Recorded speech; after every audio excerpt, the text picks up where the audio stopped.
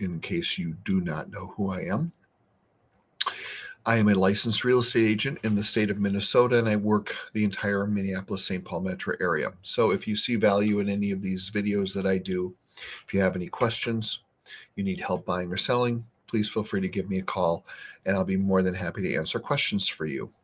Today, I want to tackle how can I sell my home quickly?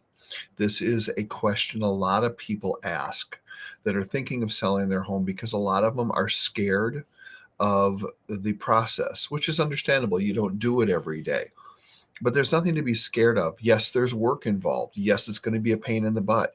Yes, you're going to have issues, but it doesn't mean that it's not worth it if I can put more money in your pocket.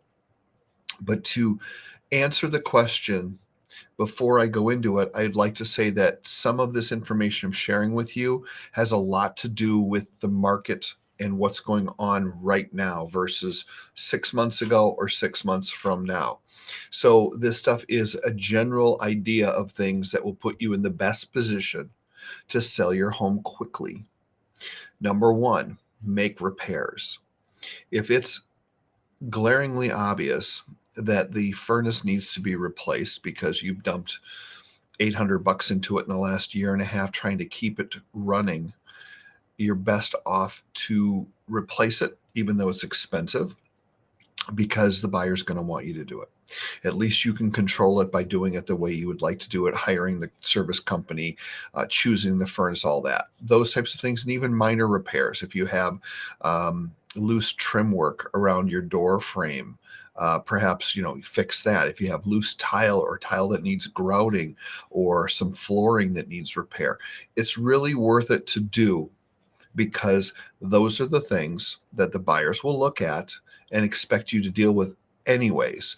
So if you can remove some of their concerns, it becomes much more manageable, and that will relieve some of the stress of selling the house. The second one is price your home correctly to the current market.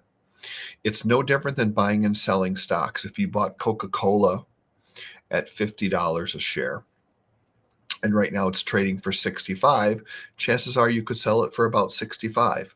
Same thing as if it was trading right now for 42, chances are that's about what you're going to sell it for. You're not going to sell it for what you purchased it for. Now, I know that that's an extreme case, and we're not necessarily speaking that way with real estate because we have major gains.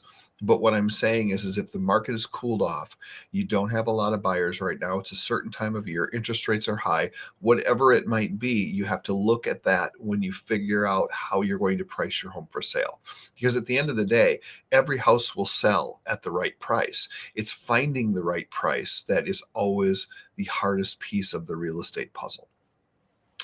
Number three, this one I'm a little bit hesitant on, but I'm going to throw it in anyways, which is staging your home. I've never been a huge believer in staging, only because it's very expensive. It can really disrupt your life, and it makes it even harder if you're in the house. If the house is vacant, it's a no-brainer.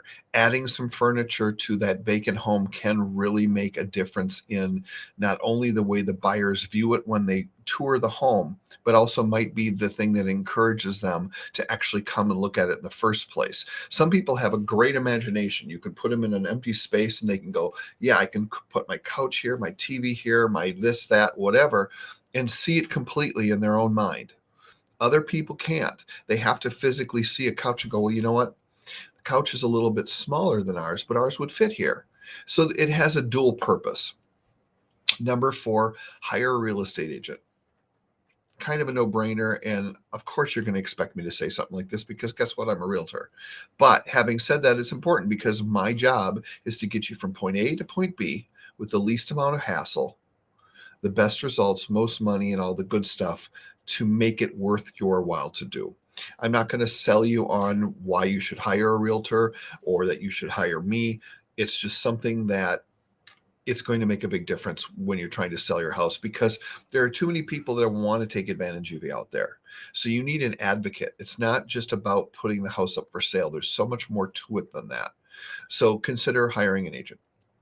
Lastly, home tour and professional photography. I'm a big proponent of this for several reasons. Number one, I got into photography about 8 or 9 years ago because I was so frustrated hiring photographers to do my listings because snow comes down, changes the landscape of the exterior of the home. It's hard to get the person back out there to do that. They took three photos of your kitchen area and you wish they would have taken these two other angles. Hard to get them back. So I thought, well, how hard could this be? Well, it was really hard. I've spent a lot of years mastering the craft of being able to take professional photos. That's a biggie because your first showing now is online. It's not a visit for an open house or people just setting it up to look at it. They look at everything you give them first. So professional photography is huge, along with a home tour, but not one of those cheesy home tours where it has classical music playing and it's just nothing more than the photos that people already see. You've got to give them the guts. And how you give them the guts is you do a full walkthrough, a full tour, showing them every room, every aspect of the house, all of the upgrades. There are some people in my industry that would argue that I am a fool for doing these videos that I do for my listings because they're longer than 30 seconds or longer than 2 minutes. And my argument is this: it's not foolish, it's smart. And the reason it's smart is because the people that really want to know about your home will watch that 5 to 8 minute video because they want to know about your home. They're actually looking to buy. Anybody that's interested in buying a home that has no interest in looking at a video like that is probably more of a tire kicker. They're not really ready to buy. So you can weed out a lot of people by giving them the proper photographs, a walkthrough, and a lot of description underneath the listing. There's so much more that goes into this with the MLS. There's a lot of things I'm not going to cover. I just wanted to answer the basic question: how can I sell my home quickly? Those are the 5 things that I think you need to utilize if you're going to put your home up for sale. If you have questions, like I said, please feel free to give me a call or reach out via email. I get a lot of great questions. If you have ideas for these podcasts, because I know some of you aren't buying or selling, but you like to watch them, I appreciate the support. Please reach out. I hope you guys have a wonderful day. Thank you again for tuning in.